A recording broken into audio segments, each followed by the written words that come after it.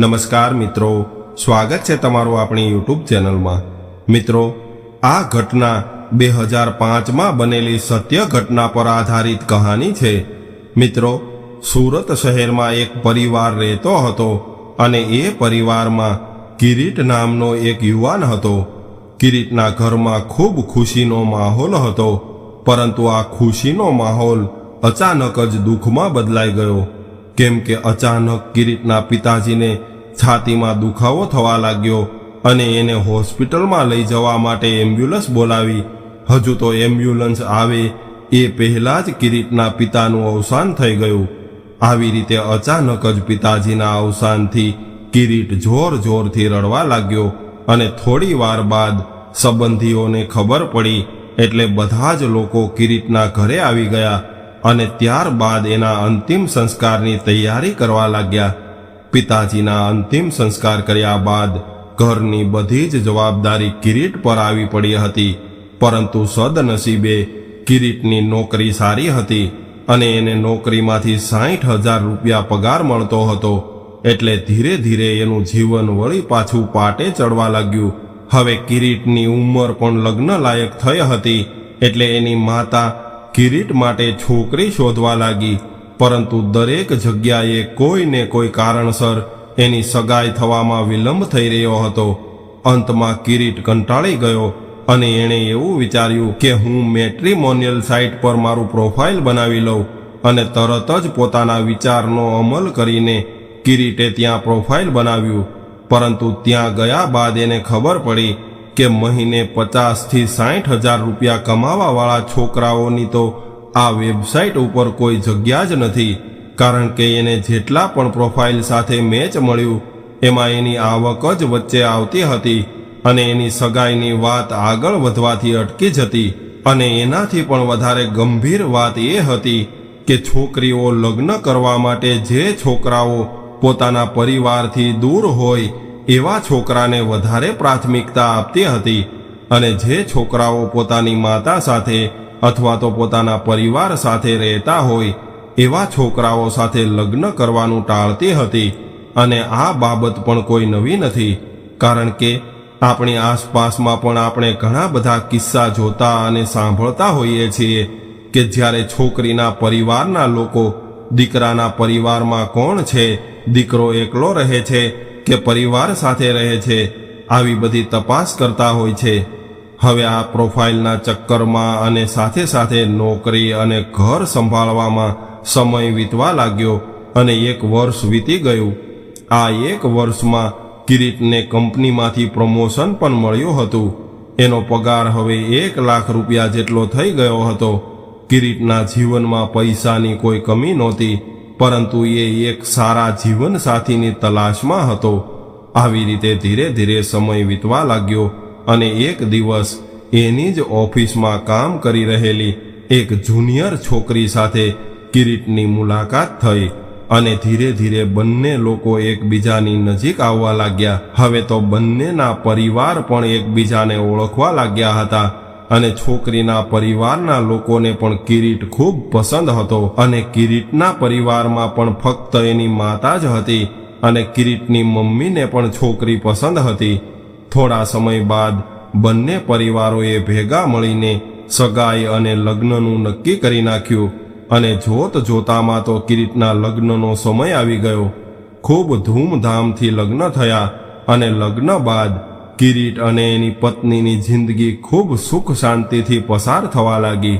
લગ્નના 3 વર્ષ બાદ કિરીટના ઘરે એક દીકરીનો જન્મ થયો અને એની દીકરી પણ દેખાવમાં બિલકુલ કિરીટ ઉપર ગઈ હતી। કિરીટને પણ પોતાની દીકરી ખૂબ વહાલી હતી। ધીરે ધીરે દીકરી મોટી થવા લાગી અને હવે દીકરી સમજવા લાગી હતી, એટલે એ પણ એના પિતાને ખૂબ પ્રેમ કરતી હતી। અને આમ પણ કહેવાય છે કે દીકરી એની માતા કરતાં પણ વધારે પિતાજીની નજીક હોય છે। હવે આ પરિવારનું જીવન ખૂબ સુખ શાંતિથી પસાર થઈ રહ્યું હતું।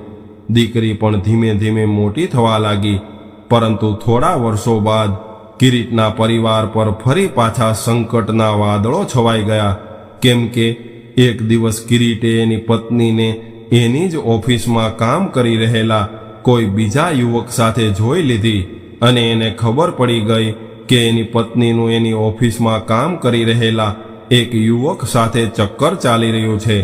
આ જોઈને કિરીટને ખૂબ જ ગુસ્સો આવ્યો અને અંદરથી ખૂબ જ દુઃખી થવા લાગ્યો. ત્યારે તો જેમ તેમ કરીને કિરીટે ખુદને સંભાળી લીધો અને એ ઘરે આવ્યો.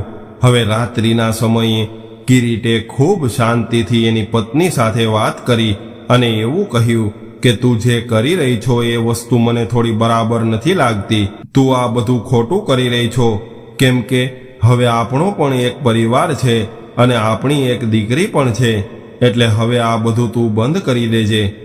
એ સમયે તો કિરીટની પત્નીએ કિરીટની આવી બધી વાતો સાંભળી લીધી, પરંતુ એણે કિરીટને કોઈ જવાબ ન આપ્યો અને બીજા દિવસે સવારથી જ એની પત્નીએ પેલા યુવક સાથે વાત કરવાનું બિલકુલ બંધ કરી દીધું. પરંતુ હવે એની પત્ની ઓફિસથી પાછી ઘરે આવવામાં ખૂબ મોડું કરવા લાગી હતી. આવી રીતે ધીરે ધીરે સમય વીતવા લાગ્યો અને હવે કિરીટ અને એની પત્ની વચ્ચે અંતર વધવા લાગ્યું હતું.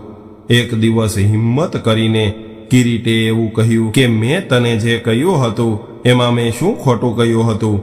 તારો પતિ એટલે કે હું અહીંયા હાજર છું, છતાં પણ તું કોઈ બીજા પુરુષ સાથે ચક્કર ચલાવી રહી છો. એ વાત કેટલી હદે યોગ્ય કહેવાય? અને તારે આવું જ કરવું હોય તો આપણા લગ્નનો શું મતલબ રહ્યો? અને આપણે બંને પતિ પત્ની છીએ એનો પણ શું મતલબ રહ્યો? આ વખતે એની પત્ની ચૂપ ન રહી અને સામે જવાબ આપ્યો કે કિરીટ, મને હવે તારી સાથે રહેવામાં પહેલા જેવી ફિલિંગ નથી આવતી. પત્નીના મોઢેથી આવી વાત સાંભળીને કિરીટના પગ નીચેથી જાણે જમીન ખસી ગઈ હોય એવું લાગી રહ્યું હતું. એના ગળે જાણે ડૂમો ભરાઈ ગયો હોય એવું લાગી રહ્યું હતું. એટલે એ આગળ કશું જ ન બોલ્યો અને ચૂપચાપ શાંતિથી સૂઈ ગયો. બીજા દિવસે સવારે ઉઠીને એણે જોયું તો એની પત્ની ત્યાં હાજર નહોતી. એટલે એને એવું લાગ્યું કે કદાચ બહાર હોલમાં સૂતી હશે, પરંતુ એની પત્ની અને દીકરી બંનેમાંથી કોઈ ઘરે નહોતા. પોતાની પત્ની અને દીકરીને ઘરમાં ન જોઈને કિરીટ થોડો ગભરાઈ ગયો, પરંતુ ત્યારબાદ એના ફોનમાં એક મેસેજ આવ્યો જેમાં લખ્યું હતું કે હવે મારે તારી સાથે નથી રહેવું, એટલે હું મારી દીકરીને લઈને જઈ રહી છું. આ મેસેજ કિરીટની પત્નીનો હતો. કિરીટની માતાને તો આ વાતની કંઈ ખબર જ નહોતી અને માં ખોટી ચિંતા ન કરે એટલા માટે કિરીટે એને કંઈ પણ વાત નહોતી કરી. પરંતુ બપોર સુધીમાં તો માતાએ પણ પૂછી લીધું કે બેટા, વહુ ક્યાં ગઈ છે? ક્યાંય બહાર ગઈ છે? ત્યારે કિરીટે માત્ર એટલું જ કહ્યું કે એ થોડા દિવસ માટે એના પિયરમાં રોકાવા ગઈ છે, કારણ કે કિરીટને હજુ પણ વિશ્વાસ હતો કે થોડા જ દિવસોમાં મારી પત્ની સુધરી જશે અને બધું જ વ્યવસ્થિત થઈ જશે. પરંતુ આ વિશ્વાસ પર જાણે કે પાણી ફરી ગયો હતું અને ઘણા મહિનાઓ વીતી ગયા, પરંતુ એની પત્ની પાછી ઘરે ન આવી. ધીરે ધીરે માતાને પણ કિરીટે સત્ય હકીકત જણાવી દીધી. હવે માતાની ઉંમર પણ મોટી થઈ ગઈ હતી. હવે એ વૃદ્ધ થઈ ગયા હતા. પોતાના દીકરાનો સુખી સંસાર હતો અને એમાં અચાનક આવું બન્યું એટલે એની માતાને ખૂબ આઘાત લાગ્યો અને એના લીધે એ બીમાર પડી ગયા. અને ત્યારબાદ બીમારી અને ચિંતાના લીધે 1 મહિનાની અંદર જ કિરીટની માતાનું પણ અવસાન થઈ ગયું. માતાના અવસાન બાદ કિરીટ એકલો પડી ગયો હતો અને એને એની દીકરી ખૂબ યાદ આવતી હતી. એટલે એણે એની દીકરીને મળવાના ઘણા બધા પ્રયાસો કર્યા હતા, પરંતુ એની પત્ની એને મળવા નહોતી દેતી. ત્યારબાદ એક વખત કિરીટે ખૂબ વિનંતી કરી, ખૂબ હાથ જોડ્યા. ત્યારે એની પત્નીએ કિરીટને 2 વર્ષ બાદ એની દીકરી સાથે મુલાકાત કરાવી. પોતાના બાપને જોઈને દીકરી ભેટી પડી અને થોડા સમય સુધી વાત કરીને દીકરીએ એવું કહ્યું કે પપ્પા, તમે કેટલા સમય બાદ મને મળવા આવ્યા છો? મારે તમારી સાથે ફરવા જવું છે. આટલા વર્ષો બાદ પોતાની દીકરીને મળતો હોય ત્યારે કોઈ પણ બાપ દીકરીની કોઈ પણ વાતને ટાળી ન શકે. એટલે કિરીટ પણ એની દીકરીને લઈને ફરવા ગયો. બહાર જઈને બંનેએ આઈસ્ક્રીમ ખાધો અને ખૂબ મજા કરી. દીકરીને પણ આટલા વર્ષો બાદ એના પિતા સાથે ફરવા મળ્યું હતું, એટલે એ પણ ખૂબ રાજી હતી. સાંજ પડી અને ફરી પાછા બંને બાપ દીકરી ઘરે ગયા.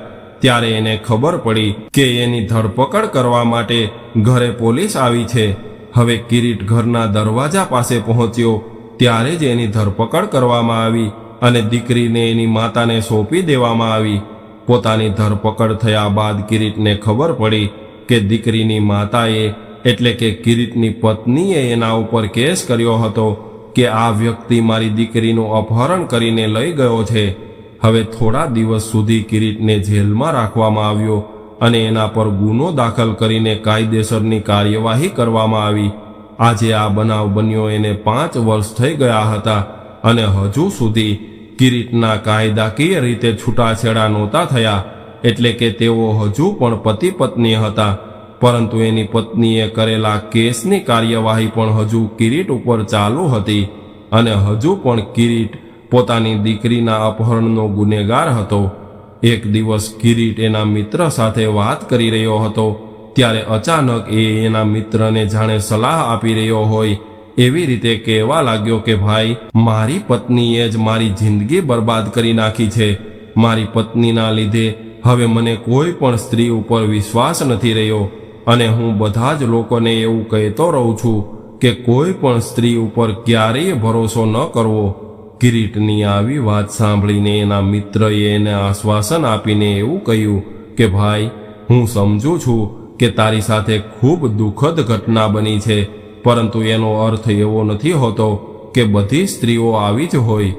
આ વાત સાંભળીને કિરીટ એક બાળકની જેમ ધ્રુસકે ધ્રુસકે રડવા લાગ્યો અને એના મિત્રને ભેટી પડ્યો, કારણ કે આજે એક દગાબાજ સ્ત્રીએ એક બાપને પોતાની જ દીકરીના અપહરણના ખોટા કેસમાં ફસાવી દીધો હતો. તો મિત્રો, આજની સ્ટોરી તમને કેવી લાગી કોમેન્ટમાં જરૂર જણાવજો અને પસંદ આવી હોય તો વિડીયોને લાઈક, શેર અને નવા હોય તો ચેનલને સબસ્ક્રાઇબ જરૂરથી કરજો. હર હર મહાદેવ.